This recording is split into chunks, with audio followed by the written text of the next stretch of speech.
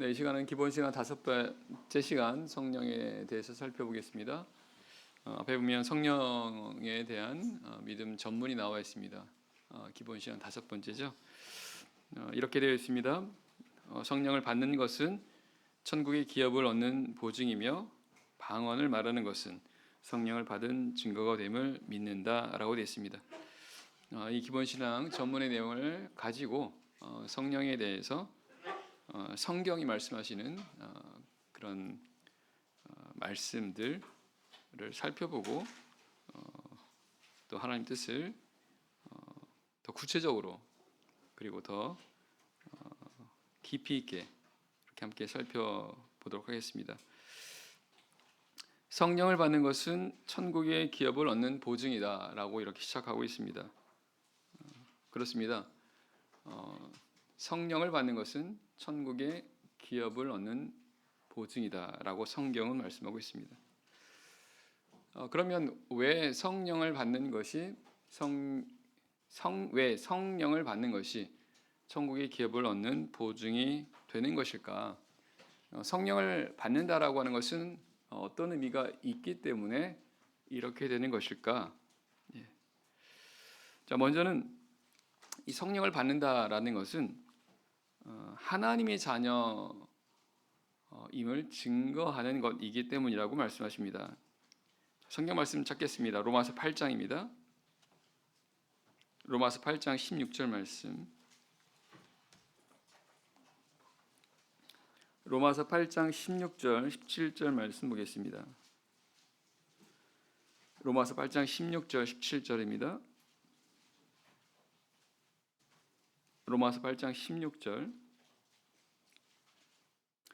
성령이 친히 우리 영으로 더불어 우리 하나님의 자녀인 것을 증거하시나니 자녀이면 또한 후사 곧 하나님의 후사요 그리스도와 함께한 후사니. 여기까지 읽겠습니다.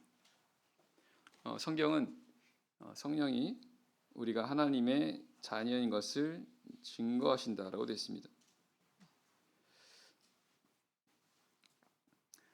성령은 우리가 성령을 받았다라고 하는 것은 우리가 하나님의 자녀라고 하는 것을 증거하신다라고 이렇게 되어 있죠.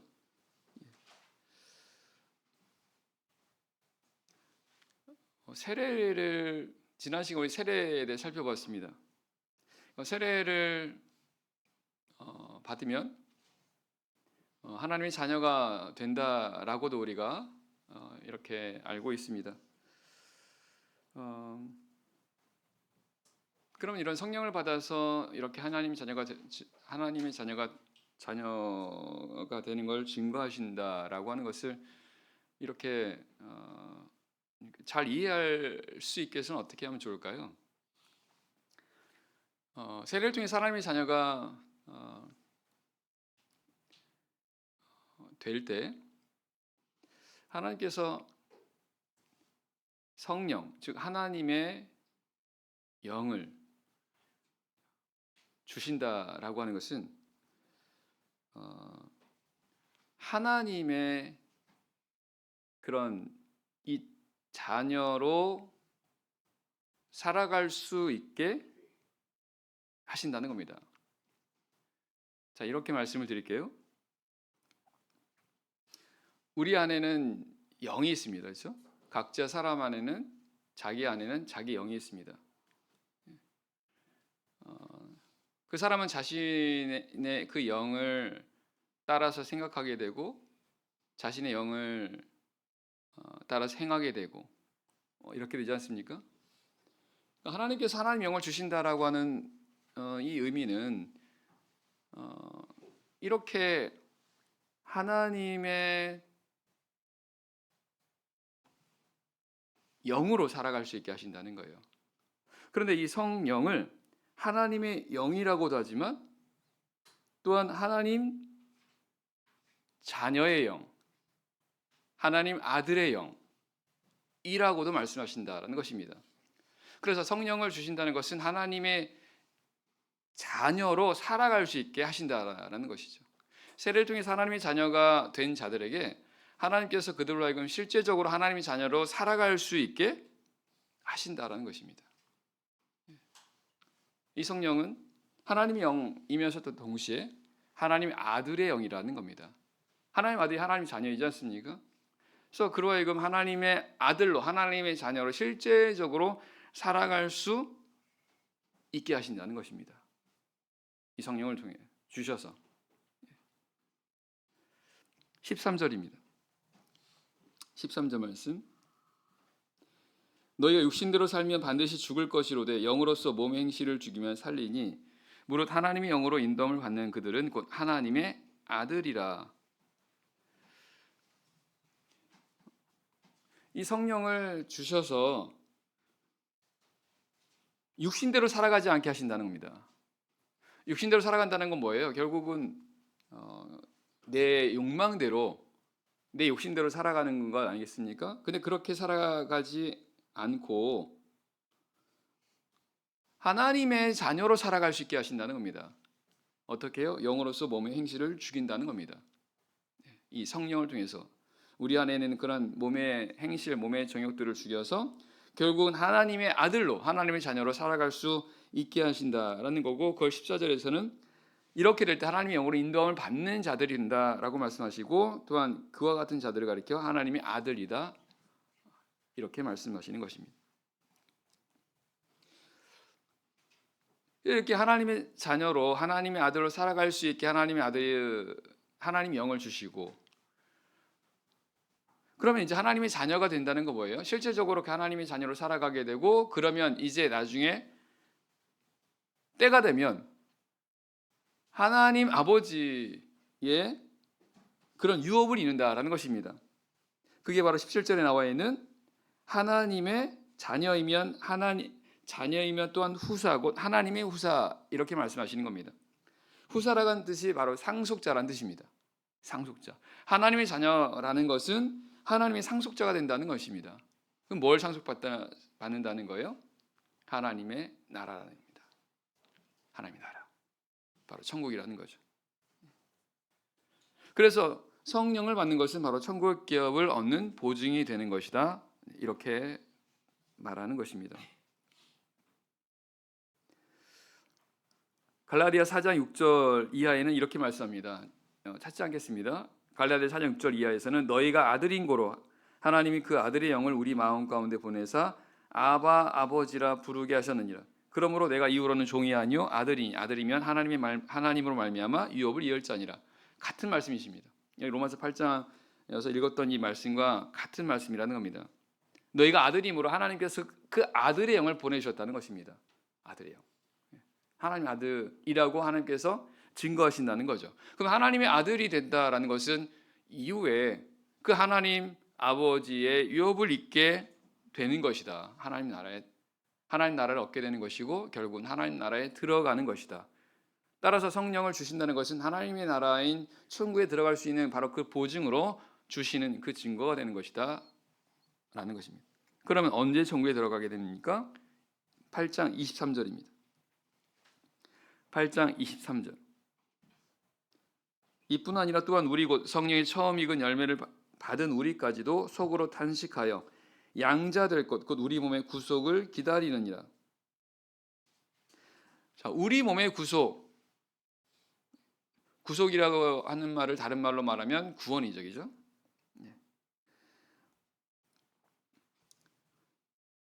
우리 성도들은 우리 몸의 구속을 기다리고 있는 자들이라고 말씀하십니다. 우리 몸의 구원을 기다리는 자들이다. 이게 무슨 말입니까? 바로 몸의 부활을 가리키는 겁니다. 몸의 부활. 성령 예수님이 재림하실 때 우리 성도들의 몸이 변화된다라고 말씀하십니다. 그리고 죽었던 자들은 일어나서 이제 부활한 몸으로 예수 그리스도를 영접하게 되는 것입니다. 그리고 이제 영원 하나님 나라에 들어가게 되는 것이다라고 말씀하시는데, 바로 이 우리 몸의 구속을 기다린다는 것이 바로 부활을 기다리는 것이고, 성경은 그것을 가리켜 양자되는 것이라고 말씀하세요. 양자될 것 곧 우리 몸의 구속을 기다린다라고 말씀되지 않습니까? 그래서 양자된다는 건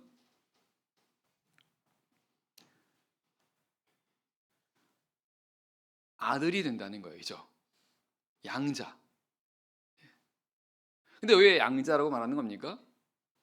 양자라고 하는 것은 본래는 아들이 아닌 거예요.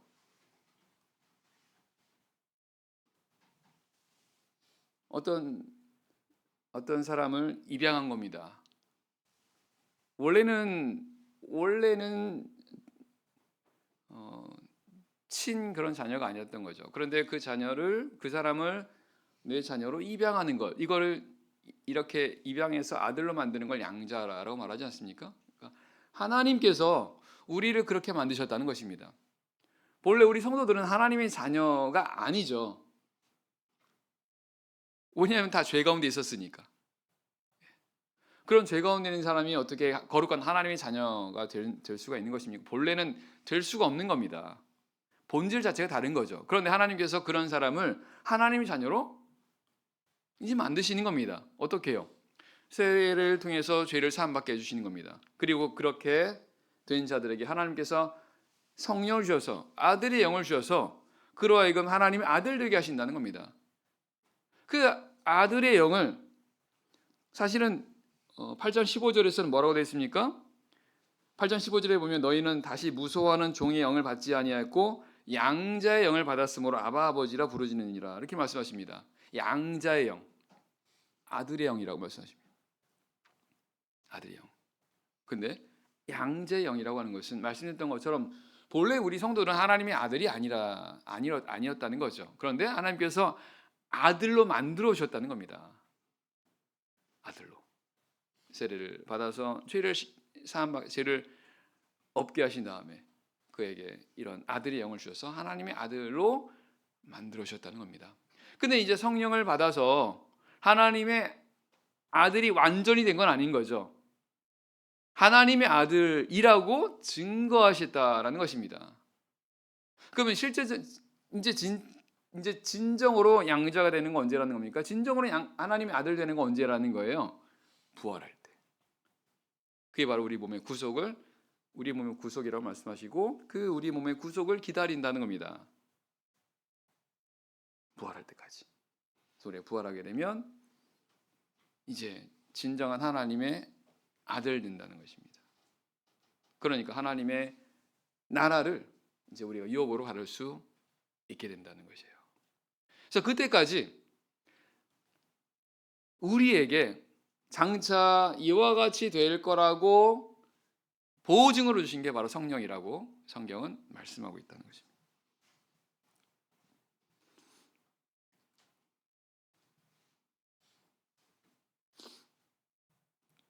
8장 11절입니다. 8장 11절. 예수를 죽은 자 가운데서 살리신 이의 영이 너희 안에 거하시면 그리스도 예수를 죽은 자 가운데서 살리신 이가 너희 안에 거하시는 그의 영으로 말미암아 너희 죽을 몸도 살리시리라. 여기 성령이라는 단어는 안 나오는데 사실은 성령을 말씀하시는 겁니다. 어떻게 있습니까? 예수를 죽은 자 가운데서 살리신 이의 영이 성령인 거죠. 왜냐하면 예수님을 살리신 분 하나님이지 않습니까? 그 예수를 죽은 자 가운데 살리신 이 하나님의 영이 너희 안에 거하시면 그리스도 예수를 죽은 자 가운데서 살리신 이 즉 하나님께서 너희 안에 거하시는 그의 영, 하나님의 영으로 말미암아 너희 죽을 몸도 살리신다는 것입니다. 그래서 우리가 성령을 받게 된다는 것은 이 성령이 우리로 하여금 우리 죽을 몸을 살리시게 된다는 거예요. 언제요? 예수님 재림 때, 부활할 때. 예수님 재림할 때 우리 몸을 부활시키신다는 겁니다. 그래서 우리 죽을 몸도 살리신다는 것이고 이것이 아까 8장 23절에 말씀하시는 양자 될 것, 곧 우리 몸의 구속이라고 말씀하시는 겁니다. 그래서 성령을 주셔서 지금은 나타나지 않았지만 장차 예수님께서 재림하시게 될 때 우리 몸이 이렇게 부활하게 된다는 겁니다. 누구처럼요? 예수님처럼. 예수님 누굽니까? 하나님의 아들이잖아요. 하나님의 아들. 그래서 우리도 예수님과 동일하게 하나님의 아들로 된다는 겁니다. 그래서 그것을 이루게 하실 것을 증거하시려고 보증으로 주신 것이 바로 성령이다 라고 말씀하시는 겁니다. 고린도서 5장을 보겠습니다. 고린도서 5장입니다. 고린도서 5장 1절. 고린도서 5장 1절입니다. 만일 땅에 있는 우리의 장막집이 무너지면 하나님께서 지으신 집 곧 손으로 지은 것이 아니요 하늘에 있는 영원한 집이 우리에게 있는 줄 아나니 과연 우리가 여기에서 탄식하며 하늘로부터 오는 우리 처소로 덧입기를 간절히 사모하노니 이렇게 입음은 벗은 자들로 발견되지 않으려 함이라. 자, 성경은 땅에 있는 우리 장막집이 무너질 때가 올 거라고 말씀하십니다. 땅에 있는 우리 장막집이 뭐예요? 우리 육체입니다. 육체, 우리 몸이라는 거예요. 우리 몸이 무너진다는 건 뭡니까? 우리 몸이 죽는다는 거예요. 그럼 그때 어떻게 된다고요? 하나님께서 지으신 집, 곧 손으로 지은 것이 아니라 하늘에 있는 영원한 집이 있고 이것을 우리가 덧입게 된다라는 것은 바로 이제 우리가 부활할 몸이라는 겁니다. 지금 우리가 입고 있는 이 몸이 아니라 이제 장차 부활할 몸, 예수님께서 부활하신 것처럼 영광된 몸으로 부활할 바로 그 몸을 우리가 입게 된다라는 것을 이렇게 표현하고 있다는 것입니다. 4절.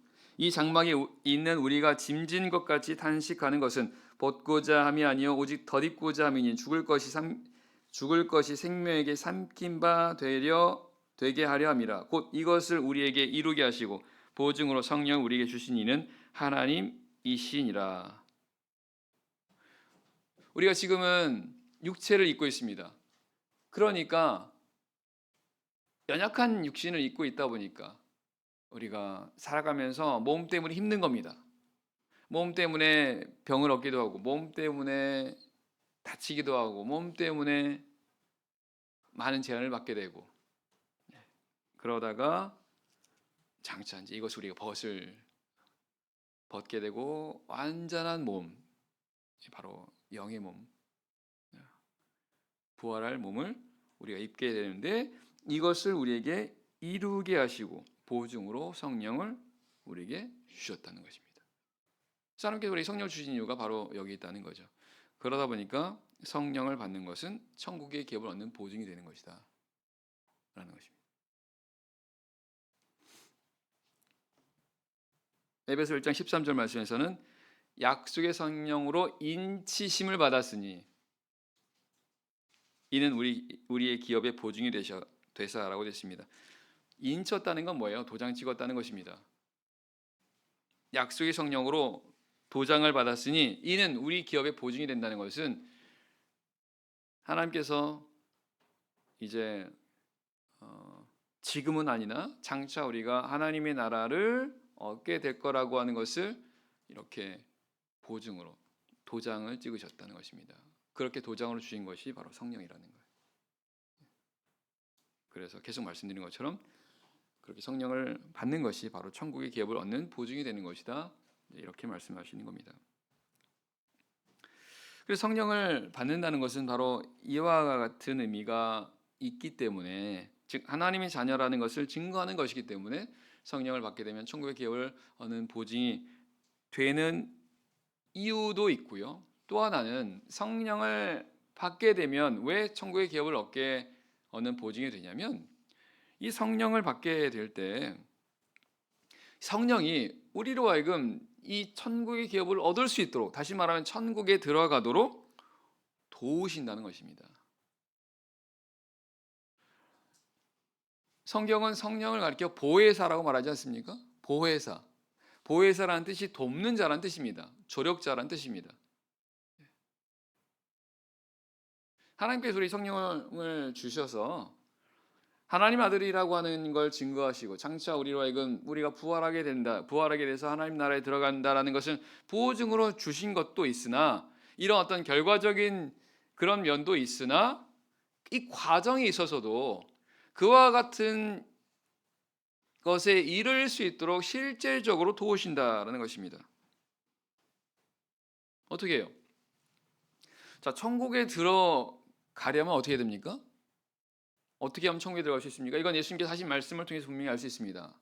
마태복음 7장 21절에서 나더러 주여 주여 하는 자마다 다 천국에 들어가는 것이 아니라 오직 하늘에 계신 하나님 아버지 뜻대로 행하는 자라에 들어간다라고 말씀하십니다. 그죠? 그래서 분명한 것은 천국을 들어가기 위해서는, 천국에 들어가는 것은 하나님 뜻대로 행해야 들어간다는 것입니다. 하나님 뜻대로.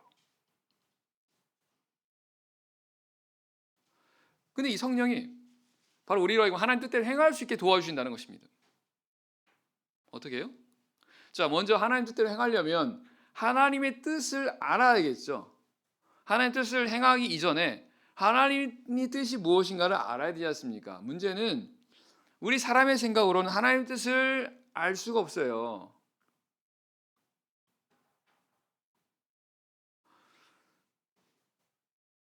하나님의 생각은, 하나님께서 말씀하십니다. 내 생각과 내 길은 너희 생각과 너희 길보다 높으니 하늘이 땅보다 높음처럼 내 생각과 내 길은 너희 생각과 길보다 높다고 말씀하십니다. 그래서 우리의 사람의 생각과 지혜로는 하나님의 생각과 뜻을 알 수가 없습니다. 하나님께서 성령을 통해서 우리를 하나님의 뜻을 알게 하신다는 거예요. 그래서 예수님께서 제자들에게 말씀하십니다. 내가 지금은 너에게 이를 것이 많으나 너희가 지금은 감당하지 못한다는 겁니다. 예수님은 제자들에게 많은 걸 말씀하시고 싶으셨어요. 하지만 말해도 이들이 감당할 수 없다는 거예요. 왜냐하면 이 제자들이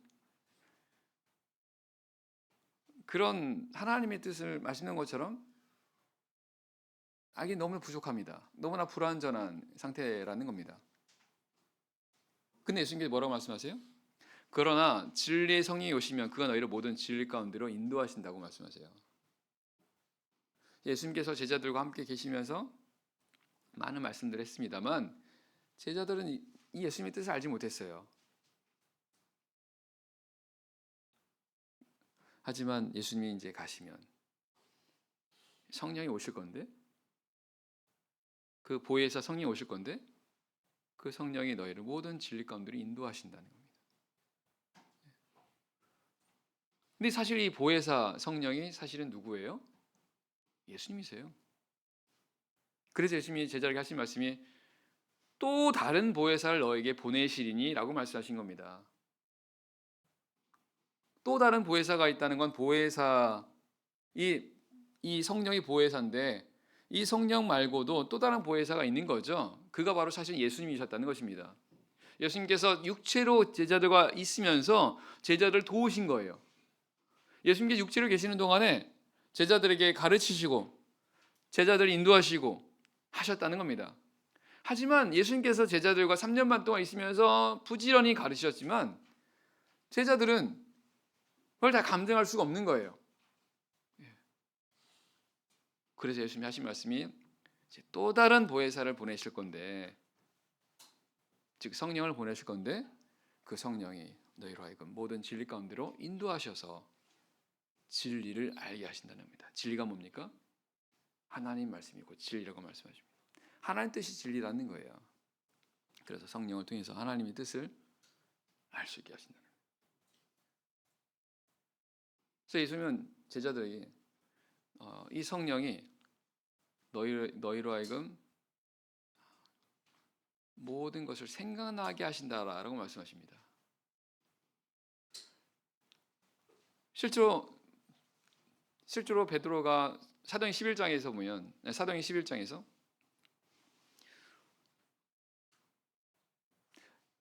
베드로가 이렇게 증거합니다.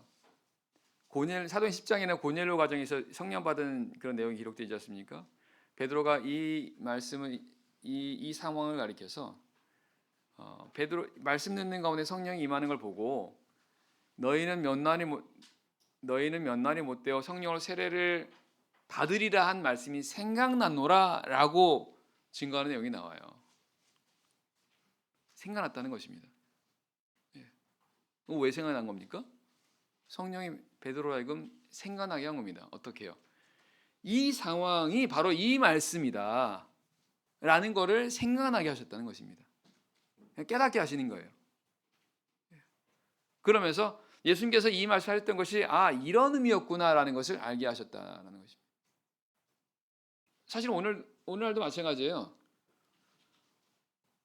어떤 경우에 하나님 말씀이 생각이 납니다. 어떤 상황에서 이 말씀이 생각나는 거예요. 그러면 이게 이 말씀이구나 라는 걸 알게 하신다는 거예요.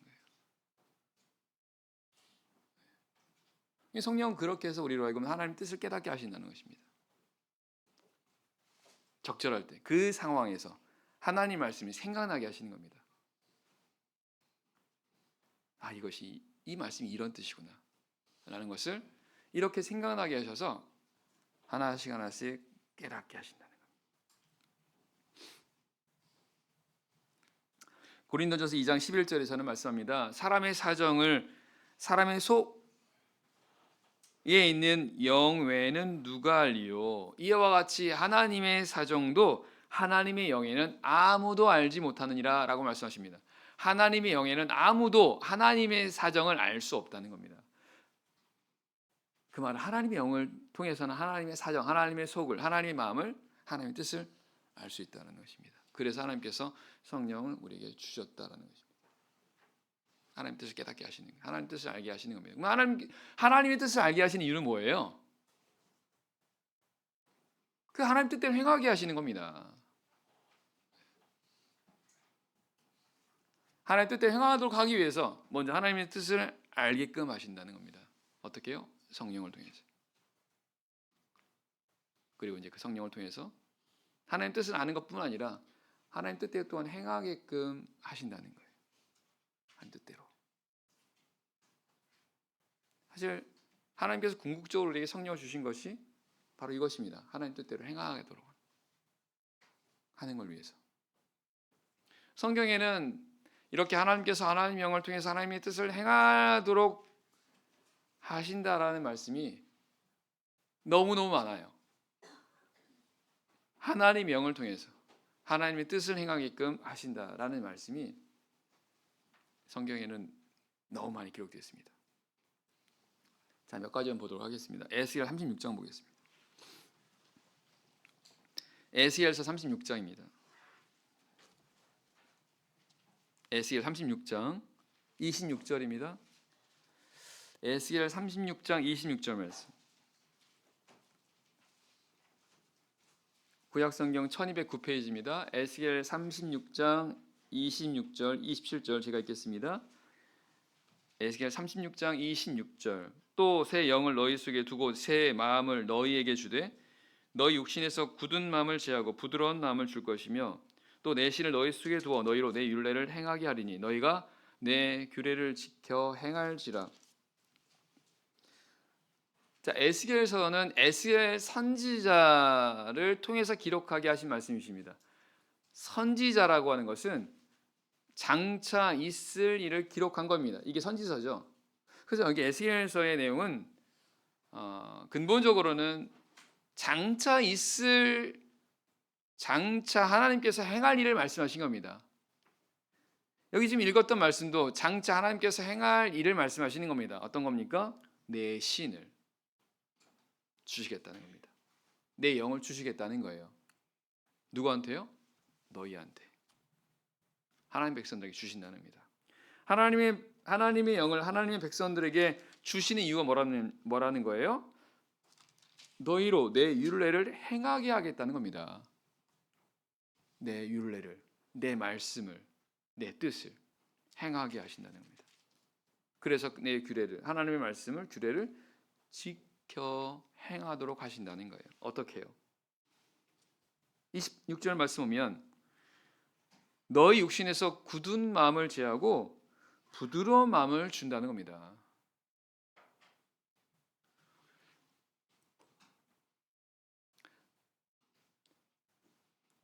우리 하나님의 뜻을 따라야 되는데 따르지 못하는 이유가 무엇일까요? 여기 말씀대로 한다면요, 마음이 굳어서 그렇습니다. 마음이 굳어 있어서. 근데 하나님께서 이 굳은 마음을 제하신다예요. 굳어 있는 마음, 강팍한 마음, 불순종하려는 그런 마음, 이러한 마음들을 제하고 부드러운 마음을 주신다는 겁니다. 왜요? 그렇게 해서 하나님 뜻을 따라 행하게끔 하신다는 거예요.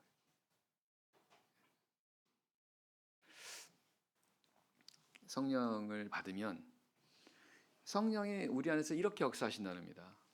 우리로 하나님 뜻을 행하게끔 어떻게요? 우리 안에 있는 굳은 마음을 없애신다는 거예요. 그래서 쉽게 말하면 결국 우리 안에는 그런 어떤 죄에 속한 그런 마음과 생각들을 하나님께서 성령으로 죽이시는 겁니다. 성령으로요. 그러면서 우리에게 부드러운 마음을 주셔서, 부드러운 마음이 결국 하나님께 순종하려는 그런 마음이지 않습니까? 그래서 그런 마음을 가지고 하나님께 순종할 수 있게 하신다는 거예요.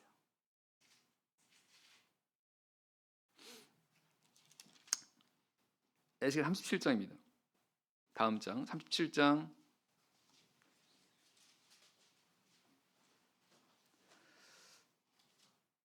9절입니다. 1절 볼게요. 37장 1절입니다. 37장 1절, 여호와께서 권능으로 내게 임하시고 그 신으로 나를 데리고 가서 골짜기 가운데 두셨는데 거기 뼈가 가득하더라. 2절, 그가 나를 그 뼈 사방으로 지나게 하시러 본즉 그 골짜기 지면에 뼈가 심이 많고 아주 말랐더라. 하나님께서 에스겔 선지자에게 어떤 환상을 보여주십니다.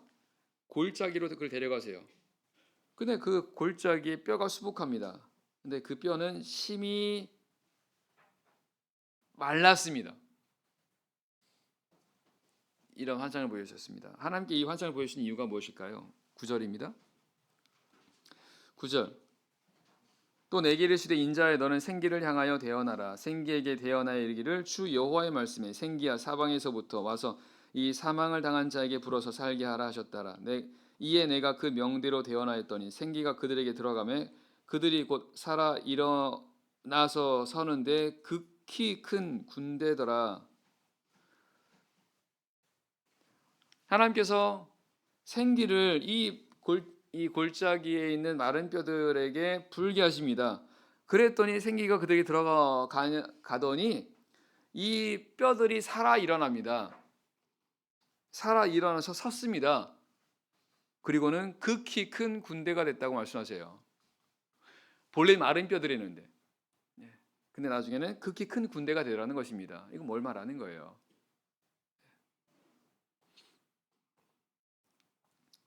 바로 11절 말씀. 또 내게 이르시되 인자 이 뼈들은 이스라엘 온 족속이라. 그들이 이르기를 우리의 뼈들이 말랐고 우리의 소망이 없어졌으니 우리는 다 멸절되었다 하느니라. 하나님께서는 이 뼈들이 바로 이스라엘 족속이라고 말씀합니다. 하나님 백성이라는 거예요. 근데 왜 하나님 백성들을 이렇게 이 뼈들이라고 말합니까? 이 마른 뼈들이라고 말하는 겁니까? 왜 이렇게 죽어 있는 자들이라고 말하는 겁니까? 이 하나님의 백성들이 하나님 백성이 합당한 삶을 살아가야 되는데 그렇게 살지 못하는 겁니다. 그러니까 이름은 하나님 백성인데 실질적으로는 죽어 있는 세상의 그런 죄악된 백성들과 똑같은 그런 모습이라는 겁니다. 그래서 하나님께서 그들을 이제 살리신다는 겁니다. 어떻게 해요? 생기를 넣어서 그들을 살아나게 한다는 겁니다. 이 생기가 바로 하나님의 영이라는 거예요. 근데 하나님의 영이 들어가니까 이들이 극히 큰 군대가 됐다라는 것은 이들이 이제 강한 힘을 가진, 강한 능력을 가진 그런 자들이 됐다는 것입니다. 다시 말하면 이들이 하나님 백성으로 합당하게 살아가지 못했던 이유가 이들이 연약해서 약하고 그래서 죄에게 지고 죄에게 끌려다니고 죄의 종이 되는 그와 같은 삶 가운데 있었던 그런 상태에서 하나님의 영이 들어가고 이들이 능력을 받아서 그 가운데서 이제 벗어나서 하나님의 백성으로 하나님의 군사로 이제 살아가게 되는 것을 말씀하신다는 것입니다. 14절 13절입니다. 13절 내 백성들아 내가 너희 무덤을 열고 너희로 거기서 나오게 한즉 너희가 나를 여호와인 줄 알리라. 내가 또 내 신을 너희 속에 두어 너희로 살게 하고 내가 또 너희를 너희 고토에 거하게 하리니 나 여호와가 이 일을 말하고 이른 줄을 너희가 알리라. 나 여호와의 말이니라 하셨다 하라. 그러니까 하나님 보시기에는 지금 이스라엘 백성들이 무덤 안에 있습니다. 죽은 자들이라는 겁니다. 왜요? 이름은 가졌으나 살아있다고 하는 이름은 가졌으나 하나님 백성이라고 하는 이름은 가졌는데 실질적으로는 세상 사람과 똑같다라는 것입니다. 영적으로 죽어 있는 거죠. 그래서 그런 자들을 살아나게 하신다는 겁니다. 어떻게 해요? 더 이상 죄 가운데 있는 삶이 아니라 하나님 백성이 합당한 그런 삶을 살아가게 하신다는 겁니다. 어떻게 해요? 내 신을 주어서 하나님 명을 그들에게 주신다는 거죠. 37장 24절입니다. 37장 24절 말씀 24절 내 종 다윗이 그들의 왕이 되리니 그들에게 다 한 목자가 있을 것이라 그들이 내 규례를 준행하고 내 율례를 지켜 행하며 내가 내 종 야곱에게 준 땅 곧 그 열조가 거하던 땅에 그들이 거하되 그들과 그 자자 손손이 영원히 거기 거할 것이요 내 종 다윗이 영원히 그 왕이 되리라.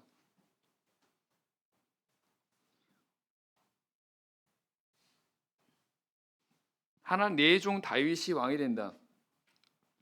다윗은요 이미 에스겔 선지자보다 이미 훨씬 앞에 살았다가 죽은 사람입니다. 근데 하나님께서 왜 이렇게 말하는 겁니까? 왜 내 종 다윗이 그들의 왕이 된다고 말씀하시는 겁니까? 내 종 다윗은 누구를 가리키는 거예요? 예수님이요. 왜? 예수님은 다윗의 자손이니까요.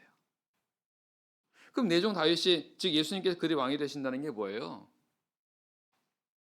왕이 된다는 건 통치하는 거지 않습니까? 지배하는 거잖아요. 어떻게 해요? 예수님께서 우리 하나님 백성들 마음에 오셔서 마음을 지배하신다는 겁니다. 마음을 다스린다는 거예요. 어떻게 해요? 성령으로요. 우리 성령 예수님이 영이니까요. 하나님 영이니까. 그래서 예수님께서 우리의 왕이 되시고 결국 예수님 왕이 하나님이 되시니까 하나님께서 우리의 왕이 되신다는 겁니다. 그리고 우리는 하나님의 백성 된다는 겁니다. 그럼 이 말은 어떤 겁니까? 하나님의 온전한 백성들이 되게 하신다는 거예요. 하나님의 나라를 온전한 하나님의 나라를 이루시겠다는 것입니다. 어떻게 해요? 성령을 주셔서요. 그래서 27절 말씀 보게 되면 27절 내 처소가 그들 가운데 있을 것이며 나는 그들이 하나님이 되고 그들은 내 백성이 되리라. 나는 그들이 하나님이 되고 그들은 내 백성이 된다. 하나님이 진정 말하시는 게 이거라는 겁니다. 하나님께서 그들이 하나님 되길 하나님의 백성 하나님께서 그들이 하나님이 되어 주기를 원하시는 겁니다.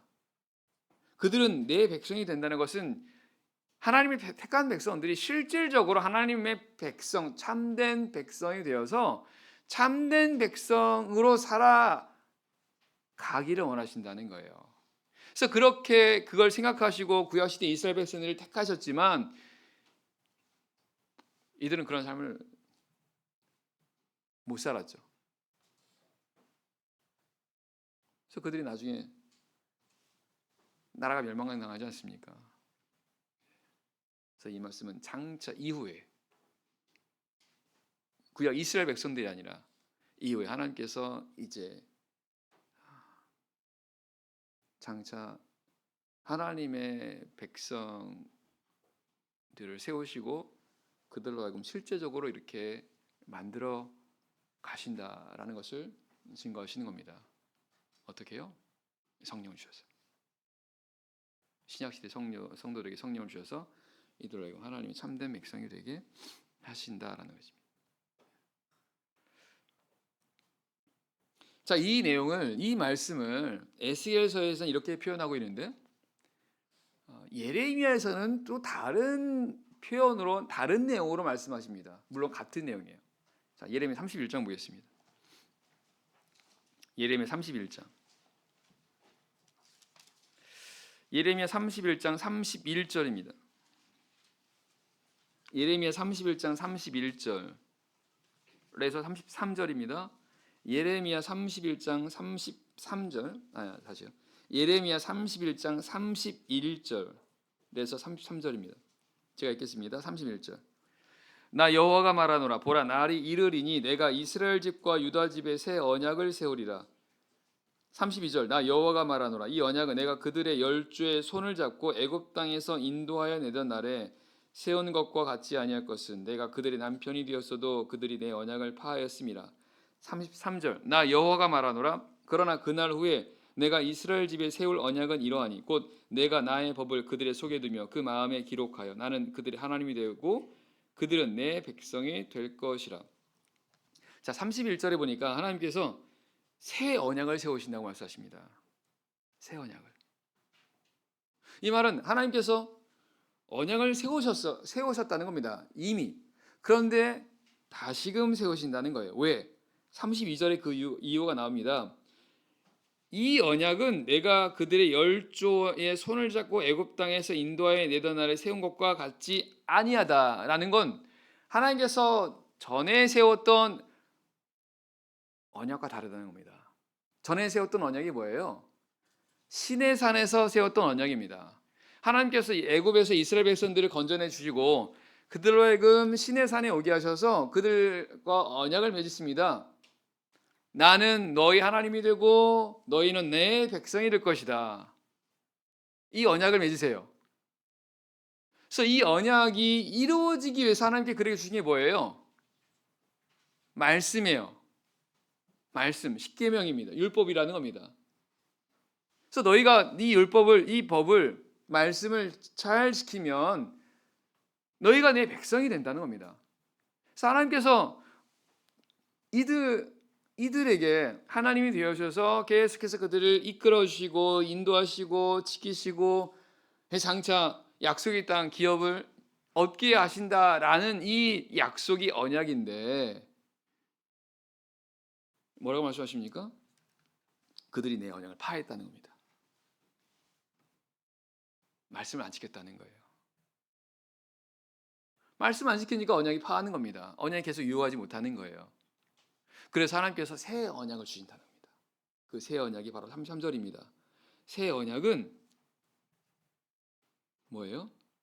나의 법을 그들의 속에 둔다는 겁니다. 그 마음에 기록한다는 겁니다. 이게 뭐예요? 하나님의 영을 주신다는 겁니다. 하나님의 영을 하나님의 영을 주시면 하나님의 영을 주신다는 것은 하나님의 법, 하나님의 말씀을 우리 마음에 기록하신다는 겁니다. 그러면 첫 번째 언약과 다른 게 뭐예요? 첫 번째 언약에서는 하나님의 법을 어떻게 주셨습니까? 돌판에 있었잖아요. 돌판에. 십계명, 율법. 돌판에 주셨지 않습니까? 근데 지금 새 언약은 어떤 거예요? 하나님의 법을 우리 마음판에 기록하시겠다는 겁니다. 그럼 차이가 뭐예요? 우리 마음판에 기록하니까 하나님의 말씀을, 하나님의 생각을, 하나님의 뜻을 우리 마음에 기록하다 보니까 우리 마음에 하나님의 뜻을 따라 행하려는 그런 마음이, 그런 생각이 우리 안에 생긴다는 겁니다. 그리고 그 말씀을 따라 행할 수 있는 힘이, 능력이 우리 안에 생긴다는 것입니다. 그로 인해서 하나님의 뜻대로 행할 수 있게 하신다는 거예요. 이게 새 언약이라는 겁니다. 첫 번째 언약과 다른 건, 이 근본적으로 다른 것입니다. 하나님께서 이렇게 하신 이유가 뭐라는 겁니까? 그렇게 해서 나는 그들이 하나님이 되고 그들은 내 백성이 될 것이라. 진정으로 내 백성 되는 걸 하나님 원하신다는 겁니다. 진정으로 하나님 백성 되는 것. 하나님 백성이 어떤 사람들이니까요? 하나님 백성들은 하나님 뜻을 따라 행하는 자들입니다. 하나님 이걸 위해서 이런 언약을 주신다는 거예요. 결국 하나님께서 성령을 우리에게 주시는 것은 뭐라는 겁니까? 우리가 하나님의 뜻을 따라 행하도록 하게 해준다는 거예요. 그러니 아까 말씀으로 돌아가면 우리가 왜 하나님 뜻대로 행해야 됩니까? 하나님 뜻대로 해야 하나님 나라에 들어갈 수 있으니까요. 하나님 말씀대로 순종해야 천국에 들어갈 수 있으니까요. 그래야 구원받을 수 있으니까요. 그래서 하나님께서 우리에게 성령 우리에게 주신다는 것입니다. 이 성령을 받는 것이 바로 이런 의미가 있다는 거예요. 예.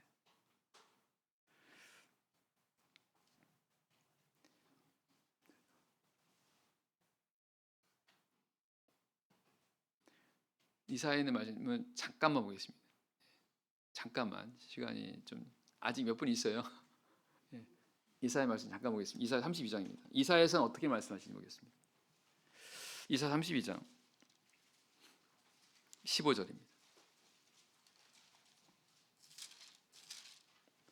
이사야 32장 15절입니다. 이사야 32장 15절. 필경은 위에서부터 성신을 우리에게 부어 주시리니 광야가 아름다운 밭이 되며 아름다운 밭을 삼림으로 여기게 되리라.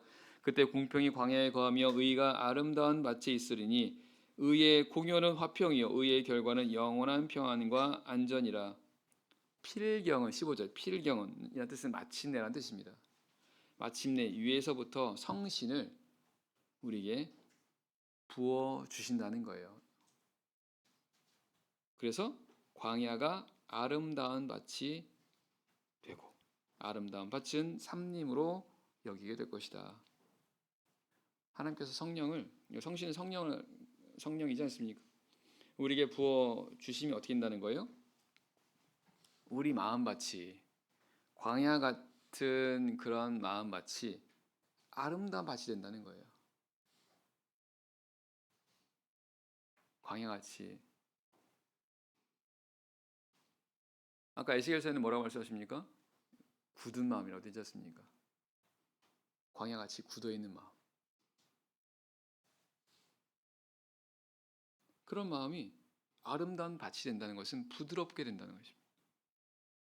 마치 비가 내리면 그 메마른 땅이 부드러운 땅이 되는 것처럼 하나님께서 성령 우리에게 주셔서 우리 마음밭을 이렇게 바꿔주신다는 겁니다. 결국 이렇게 하시는 게 뭐라는 겁니까? 의를 행하게 하신다는 의를. 의요. 의가 뭐예요? 바로 하나님 말씀대로 행하는 겁니다. 이것을 이렇게 하신다는 거예요. 다 에스겔에 있는 말씀, 예레미야에 있는 말씀, 그리고 이사야에 있는 말씀이 사실은 다 바로 이런 똑같이 성령에 관한 말씀이십니다. 그리고 그 약속대로 성령이 오신 거죠. 그게 바로 오순절에 성령이 강림하게 된 겁니다.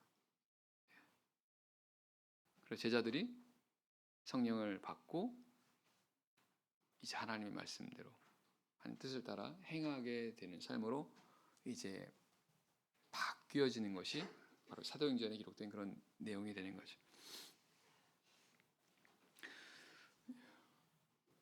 이제 그 성령을 우리 참예수에 주셨습니다. 그래서 우리 참예수의 성도들도 이제 성령을 약속하신 성령을 우리가 이제 받게 된 거죠. 그럼 이제 우리가 해야 될 게 뭘까요? 성령을 받은 성도들이 해야 되는 게 뭘까요?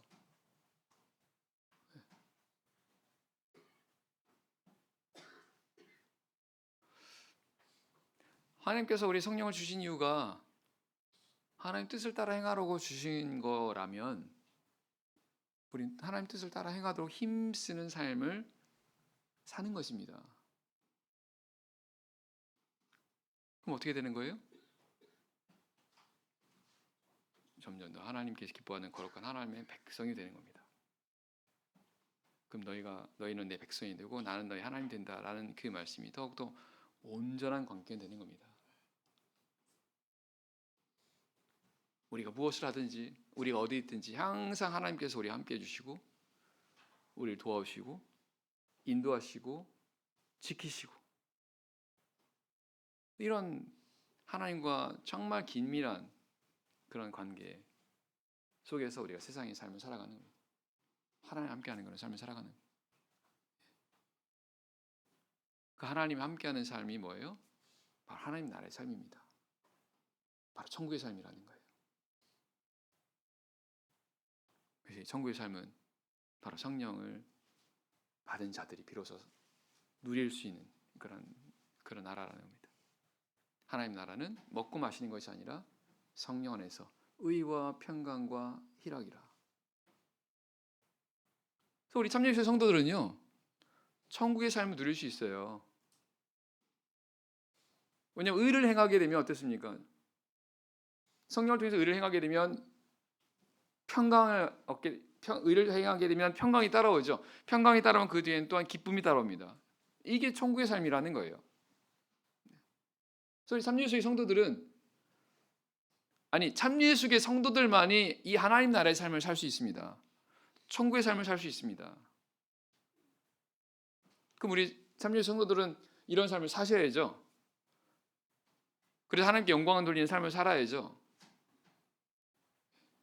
그리고 우리를 통해서 하나님 나라가 전해지도록 해야 되겠죠.